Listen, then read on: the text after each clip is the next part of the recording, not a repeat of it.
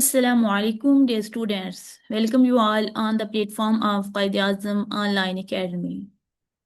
Dear students, आज से हमारा जो फर्स्ट सेशन है असिस्टेंट रजिस्ट्रार कोऑपरेटिव सोसाइटीज का उसका आगाज हो रहा है।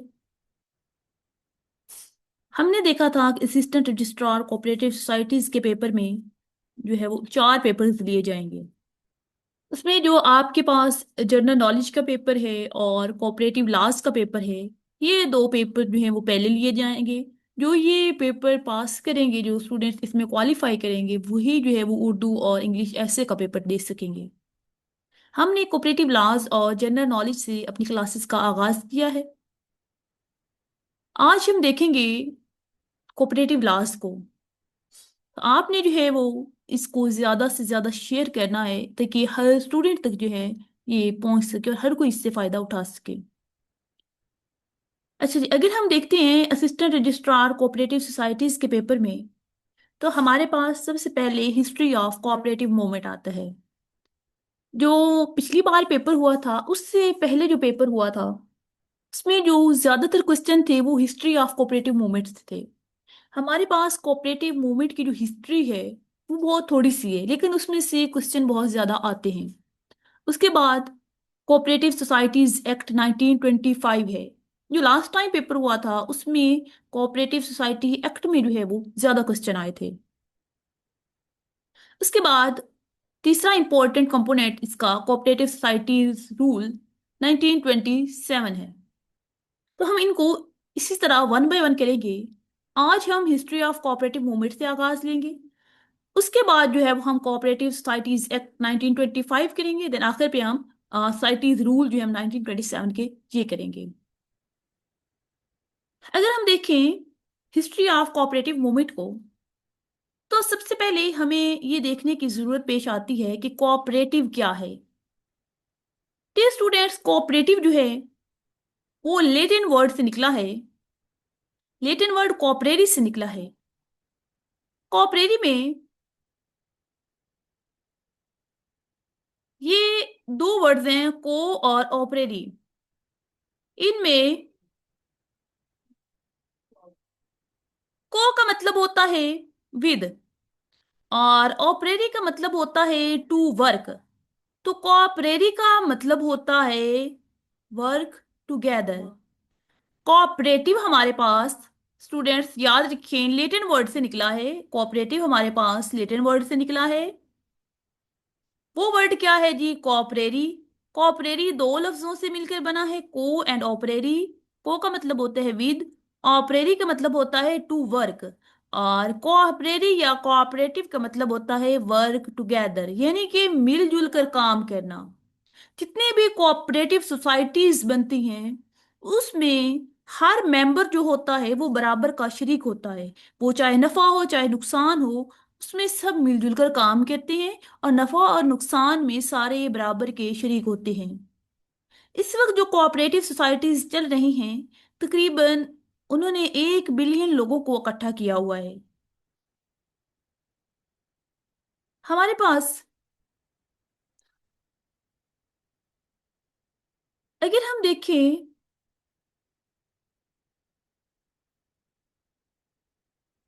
तो जो बिगेस्ट कोऑपरेटिव सोसाइटी है इस वक्त जो काम कर रही है वो कोप सिटी है।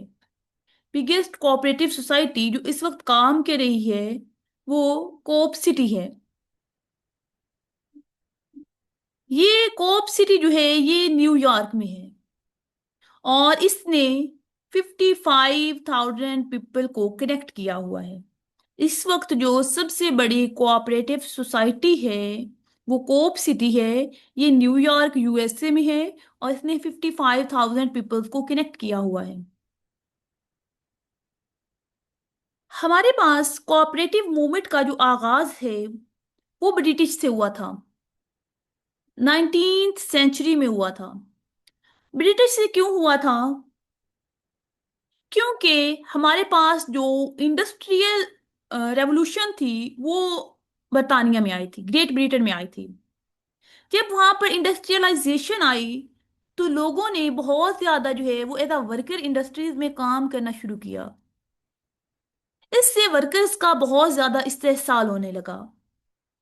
तो उनकी कंडीशन को इम्प्रूव करने के लिए और वर्कर्स को एम्पावर करने के लिए ये सोसाइटीज बनाई गई थी।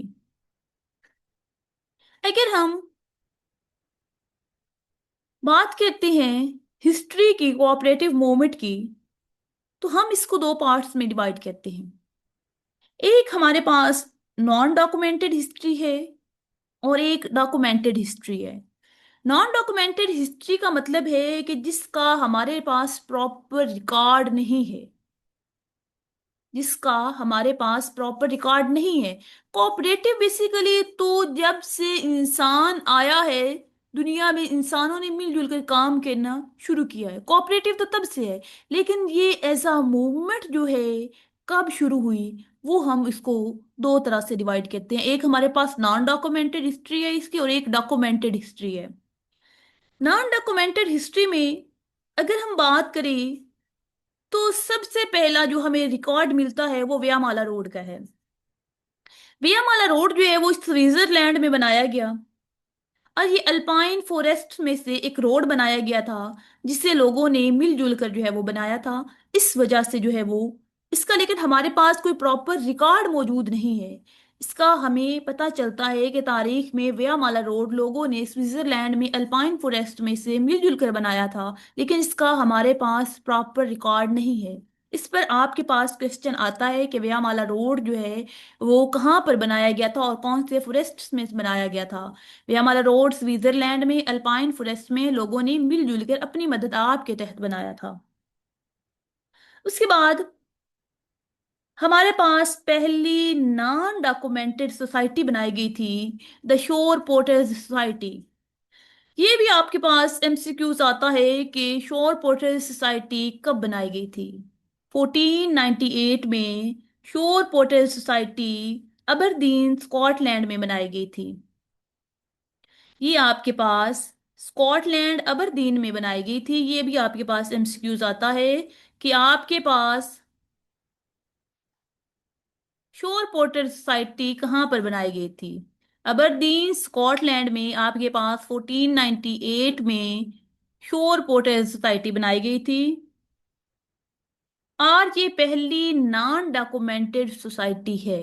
अगर आपके पास फर्स्ट नॉन डॉक्यूमेंटेड सोसाइटी का क्वेश्चन आता है तो वो आपके पास शोर पोर्टर सोसाइटी होगी, लेकिन पहली डॉक्यूमेंटेड सोसाइटी ये नहीं है।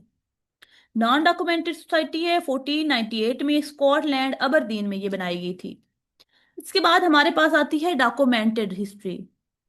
डॉक्यूमेंटेड हिस्ट्री में आपके पास सबसे पहले 1769 में फेनविक वेवर सोसाइटी बनाई गई।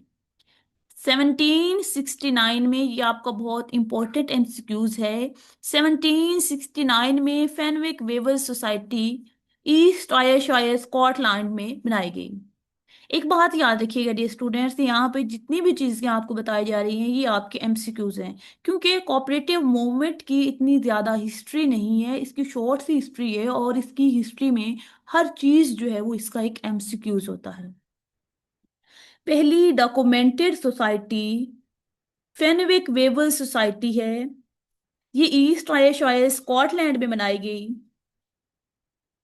ये पहली कंज्यूमर सोसाइटी भी है। ये पहली कंज्यूमर सोसाइटी, अगर आपके पास फर्स्ट कंज्यूमर सोसाइटी आता है तो वो भी आपके पास फेनविक वेवर सोसाइटी है।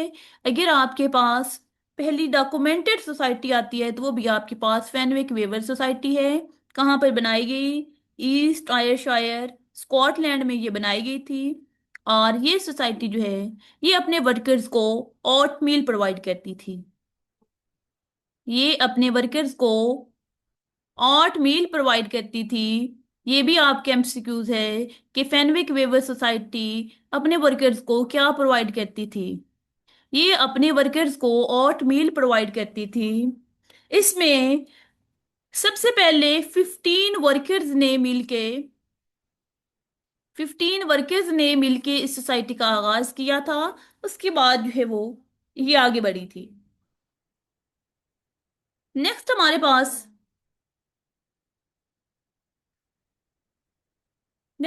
पास आता है 1812। 1812 में हमारे पास फ्रेंडली विक्चुअलिंग सोसाइटी 1812 में हमारे पास फ्रेंडली विक्टोरियन सोसाइटी बनाई गई थी। इसका ऑब्जेक्टिव सेल्फ हेल्प और म्यूचुअल एड था। Friendly Victorian society self help and mutual aid के ऑब्जेक्टिव के पेश नजर ये बनाई गई थी। उसके बाद 1832 में Lockhurst Lane Industrial Cooperative Society बनाई गई। Lockhurst Lane Industrial Cooperative Society. Then उसके बाद 1839 में Galashiels and Hawick Cooperative Society बनाई गई। Galashiels and Hawick Cooperative Society. यहाँ तक जितनी भी सोसाइटीज बनी डियर स्टूडेंट्स, ये सारी सोसाइटीज नाकाम हो गई। इन सारी सोसाइटीज में कोई भी सक्सेसफुल ना रह सकी।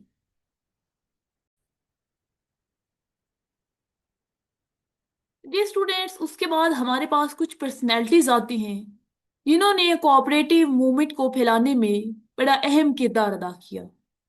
इनमें हमारे पास सबसे पहले है जी Robert Owen. Robert Owens Wales से ताल्लुक रखते थे और इनको फादर ऑफ कोऑपरेटिव्स कहते हैं।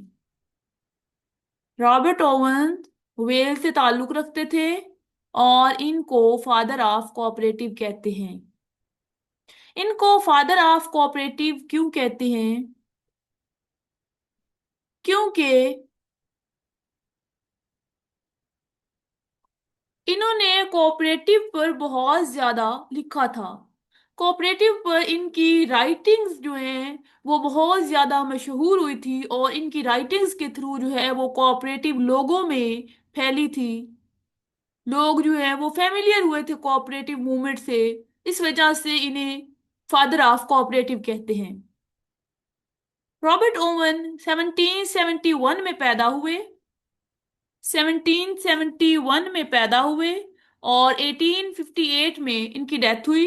वेल्स से ये ताल्लुक रखते थे। इनकी स्कॉटलैंड में एक कॉटन फैक्ट्री थी जिसका नाम था लनार्क मिल। बेसिकली ये जो लनार्क मिल थी वो इनके फादर इन लॉ की थी और इनके फादर इन लॉ का नाम डेविड डेल था। डेविड डेल ये इनके फादर इन लॉ का नेम था। इन्होंने अपने फादर इन लॉ से ये लनार्क मिल जो है वो परचेज की थी और इसमें कोऑपरेटिव को इम्प्लीमेंट करवाया था।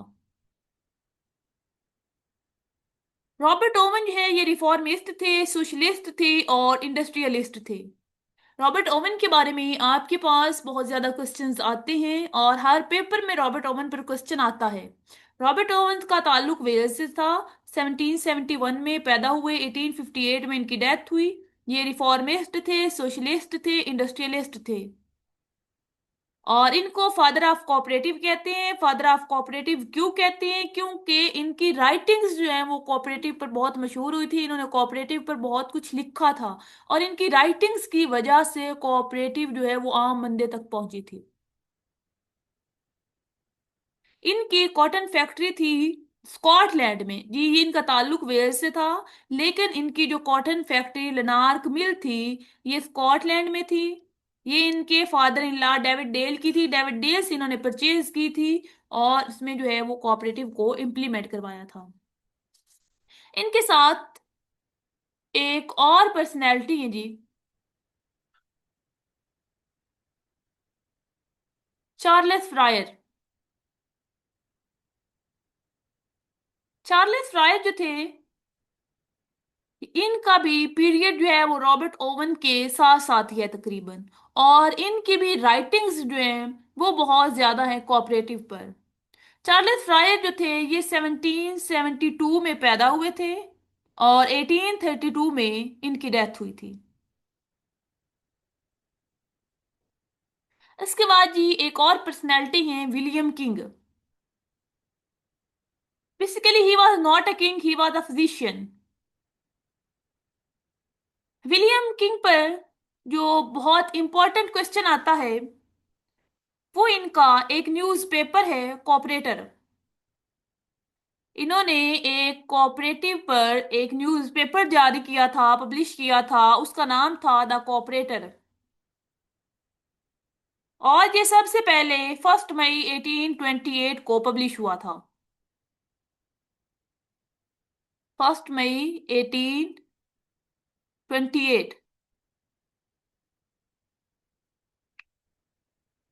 न्यूज़पेपर का नाम था द कोऑपरेटर।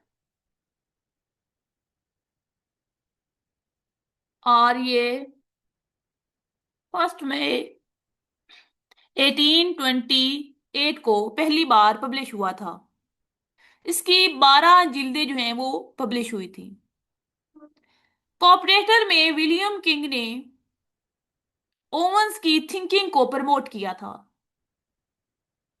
विलियम किंग जो है वो 1786 में पैदा हुआ था। 1786 में पैदा हुआ था और 1865 में इसकी डेथ हुई थी। ये किंग नहीं था, ये फिजिशियन था। इसने कोऑपरेटिव पर एक न्यूज़पेपर जारी किया था, उसका नाम था द कोऑपरेटर। ये 1 मई 1828 को पहली बार पब्लिश हुआ था। इसकी 12 जिल्दें पब्लिश हुई थी। इसके अलावा विलियम किंग ने एक कोऑपरेटिव स्टोर जो है वो भी बनाया था। तो ये आपके पास तीन अहम पर्सनैलिटीज हैं कोऑपरेटिव पर।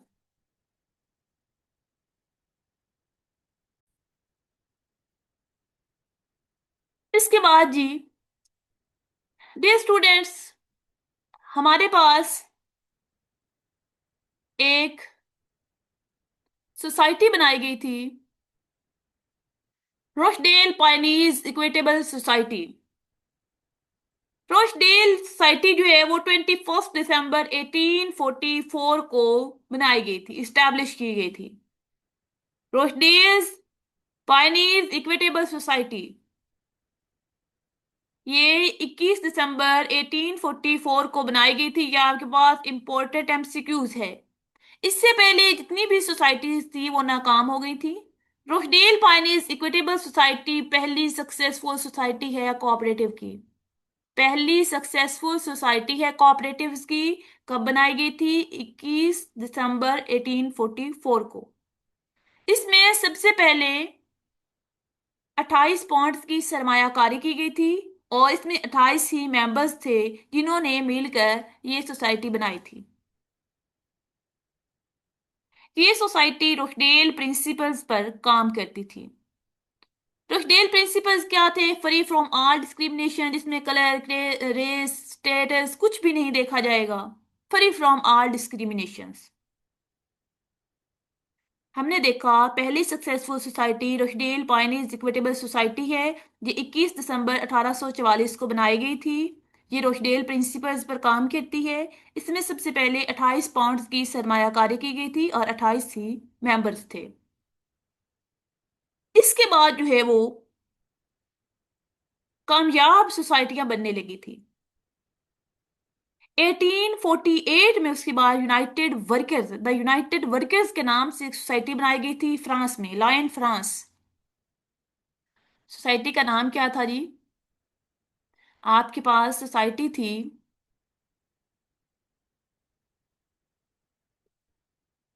The United Workers. Lyon France में बनाई गई थी 1848 में। यूनाइटेड वर्कर्स लायन फ्रांस में बताई गई थी 1848 में। इसके बाद जो है वो कामयाब सोसाइटियां शुरू हो गई थी और सोसाइटी से काम बढ़ के होल सेल तक चला गया था।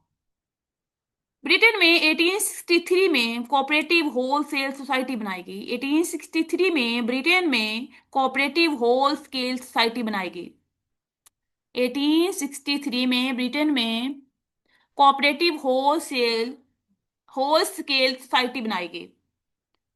उसके बाद 1867 में यूएसए में द ग्रेंगर मूवमेंट, ये एक एग्रेरियन मूवमेंट थी, ये चली थी। ये आपके पास एमसीक्यूज आता है कि ग्रेंगर मूवमेंट को लीड कौन कर रहा था। इसको हेड कर रहे थे ओलिवियर एच केले, और उनके साथ उनके 6 एसोसिएट्स थे। 1867 में यूएसए में ग्रेंगर मूवमेंट चली थी, ये एक एग्रेरियन मूवमेंट थी। इसको हेड कर रहे थे ओलिवियर एच केले और इसके साथ 6 एसोसिएट्स थे। ये आपकी जी कोऑपरेटिव की छोटी सी हिस्ट्री है। इसके बाद जी आपके पास इंपॉर्टेंट है आईसीए। आईसीए जो है वो इंशाल्लाह हम नेक्स्ट क्लास में देखेंगे। इसके साथ ही नेक्स्ट क्लास में हम देखेंगे कोऑपरेटिव की जो हिस्ट्री है पाकिस्तान में। ये आपकी ओवरऑल वर्ल्ड की छोटी सी हिस्ट्री है। इसमें जितने भी चीजें आपको बताएंगे ये आपकी एमसीक्यूज है। तो आपने इन सारी चीज़ों को अच्छे से करना है। और इसकी जो है वो कमेंट बॉक्स में आपको जो डिस्क्रिप्शन में है वो एक क्विज का लिंक मिलेगा। इस लेक्चर को सुनने के बाद, तैयार करने के बाद आप सबने जो है वो उस लिंक से क्विज सॉल्व करना है, ताकि आपको पता चल सके कि आपको कितनी समझ लगी है। और अगर आपको कोई क्वेश्चन हो तो वो भी आप कमेंट बॉक्स में पूछ सकते हैं। और ये हमारा फ्री सेशन है, तो आपने इसको ज़्यादा से ज़्यादा शेयर करना है, ताकि ज़्यादा से ज़्यादा लोग जो हैं वो इससे फ़ायदा उठा सकें। नेक्स्ट क्लास तक के लिए अल्लाह हाफिज़।